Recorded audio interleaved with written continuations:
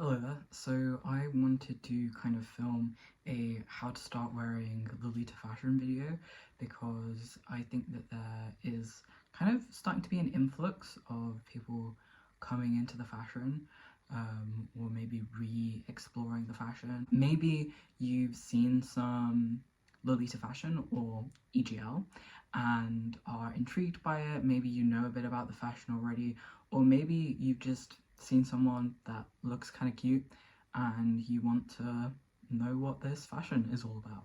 So Lolita is a shortening of EGL, which in itself is a shortening of Elegant and Gothic Lolita.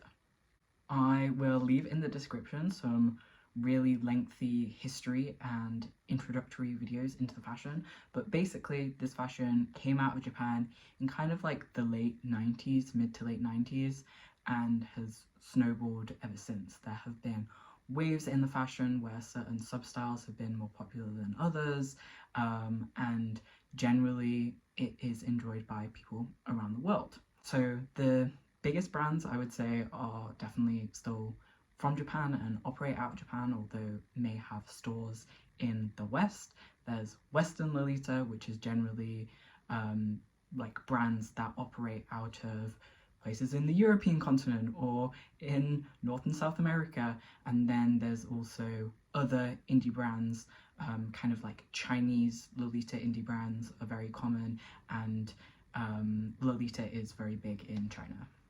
I will also say that an outfit is referred to as a coordinate, or shortened to coord.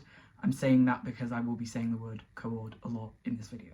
First, you want to begin but you don't know where? Well, figure out what has drawn you to this fashion in the first place. Maybe you're already wearing like gothic and dark styles and you've seen a gothic Lolita who looks like a more elegant or elevated version of what you're already wearing, and that seems intriguing to you. Maybe you already like cute things or other cute J fashions like Fairy K, and this is kind of a evolution on that, or you're into other J fashions like Gyaru, and similarly like Gyarus and Lolitas run in similar circles. Or maybe the idea of like rules seem interesting to you. Everyone seems to be kind of dressed similarly but different, and you feel like expressing your own personal style through this medium seems really interesting to you. Jumping off of that, identifying the sub-style that you like will be really helpful for getting your first pieces. Of course, this will likely change over time, perhaps in small or big ways. I know people who start in Gothic, move to Classic, move to Sweet, or they might start wearing country but kind of move to maybe Sailor Sweet. Understanding broadly what you're interested in is really helpful. You don't have to know the exact years and names of the substyles that you want to interact with, but going, oh, I like maybe a more simple country cute style, not that like pastel wig OTT stuff, or maybe you really like that stuff. Again, maybe you really like classic things that could maybe pass as everyday normie wear, less so than the stuff that clearly stands out as its own fashion style. Similarly, knowing what colors you want to start with is helpful. I would say in Sweet, white is of course very easy, and kind of every substyle, white or ivory, will be common. In Sweet, pinks, reds, blues, light blues, which is referred to as sax, other pastel colours, maybe even brown, are quite common. Of course, in Gothic, black is very common, so is white, but also kind of deep royal blue, the kind of classic Mortier blue, is very iconic. And then in classic styles, those kind of like dusty pinks and things like that. Just understanding what you're drawn to, and sticking to just a few of those things will be really helpful for building your first coordinate. Kind of on this point, research, do your research. You don't have to like learn loads of things or know everything about the fashion, but generally just engaging with the community is going to be really helpful at this stage, whether it's following Lolitas, making a Pinterest board with all the coords you like so you can kind of identify what the similarities between them are, or if you are interested in the history, then looking at scans of the very popular Lolita magazine, the Gothic and Lolita Bible, will maybe be interesting to you. Watching YouTubers, of course, I would say that particularly in the mid 2010s, there were many fashion Lolita YouTubers, and they definitely are helpful to reference and kind of build an understanding of what Lolita fashion looked at a certain time and how that's kind of evolved. Learning what the guidelines were so you understand how to bend and break them correctly is important. Again, I will leave in the description and at the end of this video kind of reference some of those OG YouTubers. Many of them have done introductory videos or even series, and those can be helpful if sometimes maybe outdated. Learn about sizing. Anyone can wear Lolita. I mean that. No matter your body shape and size, no matter your sensory needs, no matter your physical ability needs, no matter your general fashion needs. I see a lot of, for example, hijabi Lolitas, and of course they have to kind of tailor the fashion to their modesty needs, and that is completely doable. Lolita can be made to fit you, and it should fit you. However, sadly, that doesn't mean that everyone can wear everything. Not all brands cater to all shapes and sizes or all needs. Maybe if you're a wheelchair user, a really long dress that could get caught is not for you. But then if you're kind of wanting longer dresses for perhaps modesty's sake, they can be really good. So understanding your own needs is important. Following creators that are similar to you can also be really important. If you are plus size, then seeing what brands they're wearing, or if they've altered their clothes, how they've done that, can be really helpful. Similarly, for someone like myself, as a man in this fashion, my bust is not the kind of key measurement that I need to look out for when it's so similar to my waist. I need to look at the waist measurement, because if that doesn't fit me, then I'm kind of screwed. Also, it can be helpful, for me, having looked at other kind of mask Lolitas to see, I read this one really good post by a trans mask who was explaining the ways in which he makes Lolita non-dysphoric for him. The fact that he keeps his facial hair, but for example his long hair doesn't bother him, but he didn't like when he shaved his legs. Things like that. Understanding what makes you comfortable in the fashion is important.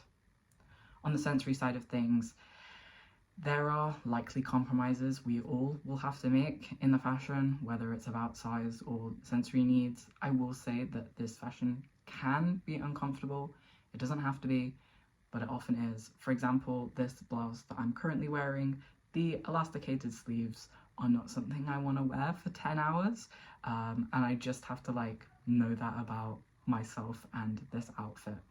It can be sad when you order something and it just doesn't seem to fit you right, but don't let that discourage you. Again, doing research and talking to people online is very, very important. There are lots of different online spaces. Historically, Facebook was the place where all Lolitas made their groups, but Instagram is a really great resource. There are still quite a few YouTubers, and other sites such as Tumblr are still quite active in this space.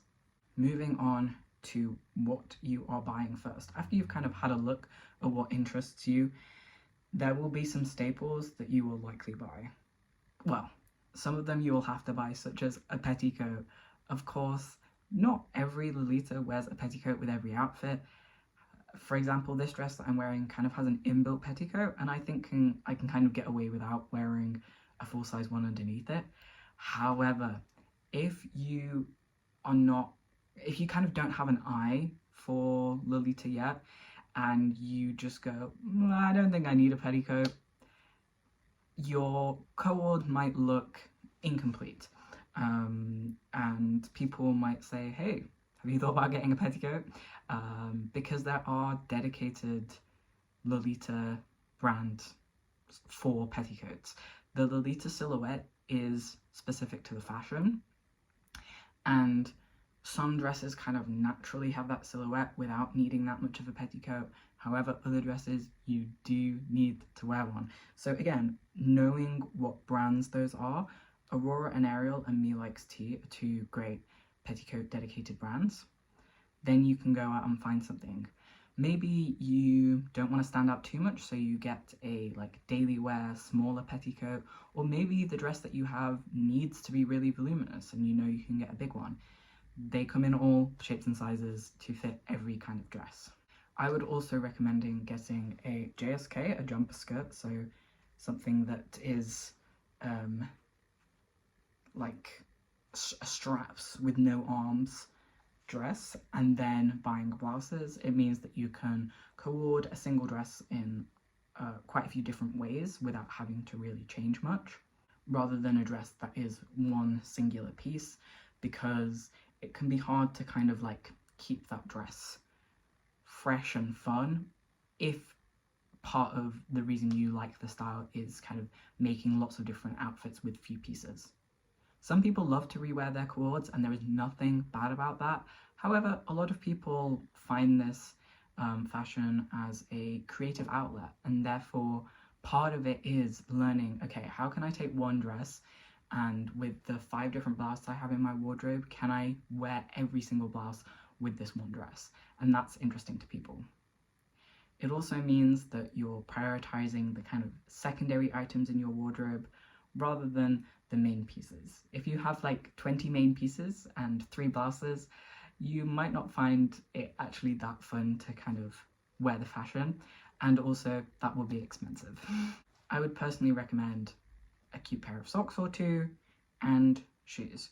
Lolita shoes can be difficult to get your hands on, particularly if you're trying to buy them secondhand.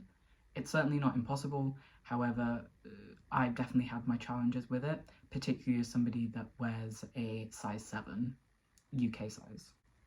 But shoes can, for some, make or break the outfit.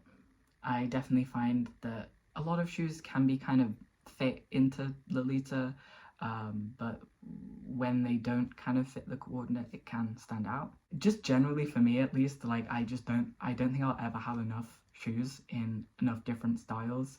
This is where research is important, and also being patient, particularly if you are on the secondhand market. However, there are many great like indie and Chinese brands that do sell brand new shoes in a range of styles and sizes. Speaking of the secondhand market, get on it. If you're in the UK like myself, or perhaps even in the US and Europe, Vinted I find is really good. Just looking at the brand Angelic Pretty and Baby the Starshine Bright tags can be really great to find dresses from the top Japanese brands. There's also a lot of like Taobao and indie dresses on Vinted as well, so definitely just keep your eyes peeled and scroll through the tags. I find it much harder to buy blouses on Vinted because so many people tag something as a Lolita blouse and it just isn't. However, for things like JSKs, OPs, and like branded items, I generally find okay on there. Lace market is very popular, particularly in the West. However, Lolitas all over use it. That's kind of our like main secondhand market, I would say. However, Mercari, which is a Japanese secondhand retailer, also does have a lot of Lolita on it. And if you can get things shipped from Japan, then it's a really great resource. So maybe you've bought your first things now and you're really excited to buy so much more because you see people that have like 20 dresses and like hundreds of jewelry and headwear and blouses and so many other things, and you want a wardrobe like that. You need to budget and be financially aware. That's like one of the things that I would recommend the most to somebody new, is that nobody gains their wardrobe overnight. This is a luxury fashion hobby. It is expensive. For a lot of people, it's about collecting the pieces and looking for rare things on the secondhand market. It's not gonna fall into your lap, and that can be difficult to grapple with. I know for myself, I see a lot of people who are around my age, and I can sometimes get frustrated with myself and my own financial situation, because it feels like I can't afford what they can, and I can't buy items at the rate that they can, or that I will never have the things that they have, and that's not helpful for myself or for them. There are so many, at least there used to be a lot of joking about debt in the Lolita community, and it's just not funny. Um, and so kind of budgeting is really important. A way to do that, a great way that I like to, is tracking my wardrobe, and I'll talk about that a bit more in a bit. But yeah, it's not funny to be in debt over like clothes. And sadly, I think a lot of us do it. I know that I've bidded on a dress without actually having the money for it, and then I put one of my current dresses up for sale to try and like gain the money for a dress that I'm currently bidding on, and it's just like, it's not fun.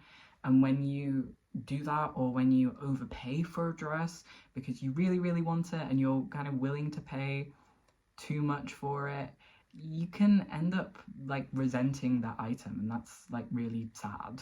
This fashion should be fun, and part of that is like budgeting accordingly and knowing what your limits are. Similarly, knowing kind of like exchange rates can be helpful. For example, I might see a Canadian Lolita say, oh, my upper limit is $350 for a dress. I would never pay more than that. And then I go, okay, £350, that's, wait a second, 350 Canadian dollars is not the same as £350. I want to say it's probably closer to £200, if not less. And so kind of knowing when other people talk about things, like actually what things like translate to monetarily, is helpful. I would say things like knowing the original prices of the items that you're looking for is also helpful. The library, thelibrary.org, is a great website that has pretty much every Lolita item, particularly from the big brands, on it, and has the original sale price in yen. Now I can just kind of look at, 4,000 yen and know roughly what that is in pounds. It's like just under 20 quid. And so then I can see if somebody's selling something that originally cost 4,000 yen for £60, I'll go, oh no, that's like, that to me is too much, because they are intentionally quite upscaling the price of that item. So to track your wardrobe, I do this in 3 different ways. The first is, as I mentioned, using the library, because not only is it kind of an archive for items, you can also add things to your wardrobe, and that's really helpful. However, I have a lot of things from indie brands, or maybe things that are not from Lolita brands, and so I like to personally track my wardrobe in 2 different ways. One of them, the most useful one, is on Airtable. This is kind of like a spreadsheet website. The second is on my actual website, which I will leave linked down below. I like tracking things on my personal website because I get to arrange it in a certain way and like see everything in this like aesthetic way. I also track my coords with my wardrobe, so I can see how often I'm wearing each piece, and that might lead me to sell something or try and wear something more. Airtable is a really good resource though. I might do a whole video on using Airtable to track your EGL wardrobe if that's something people would be interested in. On Airtable, it's kind of like a spreadsheet, but much easier to use, and you can like sort through things. So for example, I have every item in my wardrobe. I have how much I paid for it, what year I acquired it, how much it originally cost, what year it originally came out, the link to the library if it has one. I have the name of the dress, an image of it. I have whether or not I've sold it, and if I have sold it, how much have I sold it for. Those are kind of my steps to starting out in Lolita. The main things are like anyone can wear it, enjoy yourself, get online and start looking at other Lolitas and speaking to us, and yeah, just like have fun. There are rules to it, and as I said, I kind of recommend starting within a certain substyle, but that's because like that I would say is best for beginners. However, don't let that limit yourself. If you see a dress that you really like, get it. Like, if you can afford it.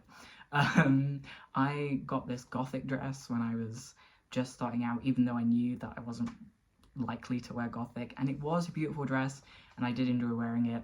Ultimately, I sold it, and I kind of, looking back, I probably wouldn't have bought it in the first place, but I don't regret the experience of buying it and trying to style it. Perhaps in another video I can talk about kind of my own history in the fashion, and why I got into it myself, if that's something that you'd be interested in.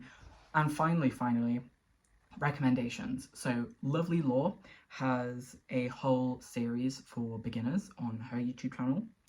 Pink Fake Flowers recently uploaded a video that was adapting Lolita to suit your own personal style, and they have also made other kind of videos that are somewhat tailored to beginners and getting into the fashion.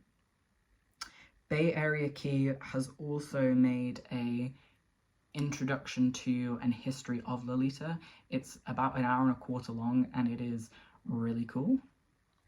And also some of the OGs include Dear Stalker Pictures, I believe that's what they're called, and they uploaded a lot. I see so many Lolitas kind of referencing their stuff. And of course, check out my website as well. I hope you enjoyed this video. Thank you so much for watching, and if you have any comments about getting into EGL, let me know down below. Bye!